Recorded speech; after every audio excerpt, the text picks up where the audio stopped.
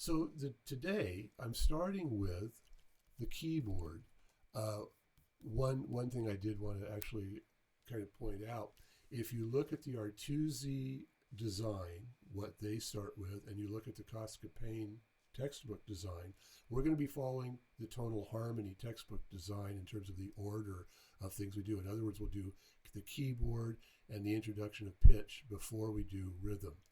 Actually, pitch is a little bit easier because pitches stand still. Rhythm is in motion. So I kind of like to do it this way. So today, our first order of business is to introduce ourselves to the keyboard. The keyboard is actually a really elegant and efficient design. Look at it there. There's a drawing of it. There's a couple drawings of it here. And just one second. Get another keyboard here. Oops, covered up one of my keyboards. The keyboard is a very elegant design, as I said.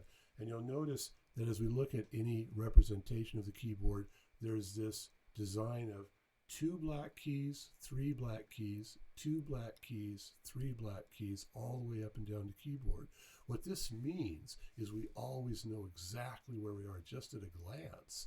And if we look closer, we can learn our first note if we don't already know this, and that is, notice these, I don't know why these are so tiny, but right here, the white key to the left of a group of 2 black keys is the note C.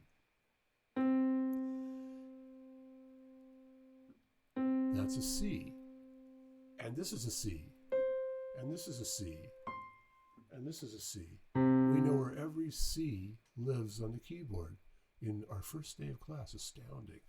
So anyway, going back here to our C, if I play just the white keys, that's a great place to start for today. I play just the white keys. The next white key will be the note D. This will be E. This will be F. This will be G, A, B, C. Everybody recognizes that right from the outset as a very familiar sound. It's the C major scale. So that actually opens the door to a lot of things to think about. The C major scale. First of all, when we call it the C major scale, we're talking about where we started. But we're also talking about a note that seems to be home. It's the tonic, T-O-N-I-C. You'll notice our book's called Tonal Harmony because that's kind of a major thing, is that in our musical language, there's always, well, you'll find out why I stopped there. There's, we'll say for today, always a note that feels like home. If I do this, start on C, D, and I stop there, you don't want me to stop there. You want me to go. We want to get back to C. C is home. So this set, this group of notes, there's a lot of things we can say about it. But the first thing we're going to say is it starts on C and ends on C. And again, it's a scale. Those two aspects of the name of the scale, C major scale. C is the note we start on, the note that's home. Major is the color of the scale, because we're going to discover there's actually a lot of different scales, but the major scale is what we're talking about today. And the major scale sounds the way it does because of the notes we use, but the keyboard that we're learning actually teaches a lot about this scale. If you notice, I didn't play all the notes. I skipped the black keys. Well, all of the notes on the piano are the same musical distance from each other. If I do this, that's a half step. I went to C sharp. Then I went to D. If I play every note, I'm playing a chromatic scale. But we're not talking about those right now. We're talking about the major scale. So I play C, I skip this, I skip a half step, and I go to D.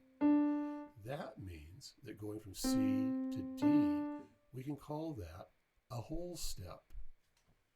And if I go from that second note, D, again, you can look up here on the key on my diagram, C to D, we skip that. So that makes this a whole step. D to E, Same thing, I skipped that. This is a whole step. E to F, there is no intervening black key. So E to F is a half step. F to G is a whole step. G to A is a whole step. A to B is a whole step. B to C is a half step. So there's a pattern to a major scale, and this is something that's going to be really useful to you. The pattern is whole step, half step, whole step, whole step, whole step, half step, like poetry, isn't it? But it's actually going to prove very, very useful because we're going to discover as we go on that we can start on any note to make a major scale. We're going to call it the blank major scale, and blank is going to be whatever note we start on. But then what's going to make it a major sound is if we go whole step, half step, whole step, half step. Okay? So this is an introduction to how we play a C major scale. Again, we know for all time now that the white key to the left of a group of two black keys is C. And if I just play all the white keys from there up to the next one, I've played a C major scale. That's plenty for today in terms of major scales.